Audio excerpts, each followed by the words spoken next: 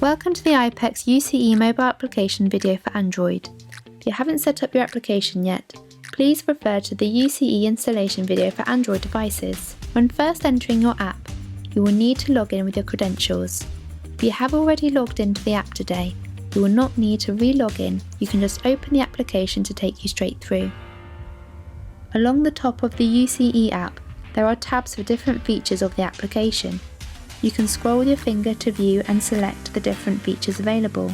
To access your directory, select the contacts icon. Your contacts are split into 3 tabs: Organisation, Shared and Private. Organisation is a list of colleagues from within your organisation. This can be separated into sections, for example, different departments. To view a contact, click on the relevant section. Shared contacts will show your system directory. This is a full list of the contacts available to everyone using your UC application. Private is your own list of private contacts. If you allow the UCE app to view your mobile contacts selected within your phone settings, you'll be able to view all the contacts from within your own phone contact directory. If you have any questions regarding your UCE application, please contact your telephony provider.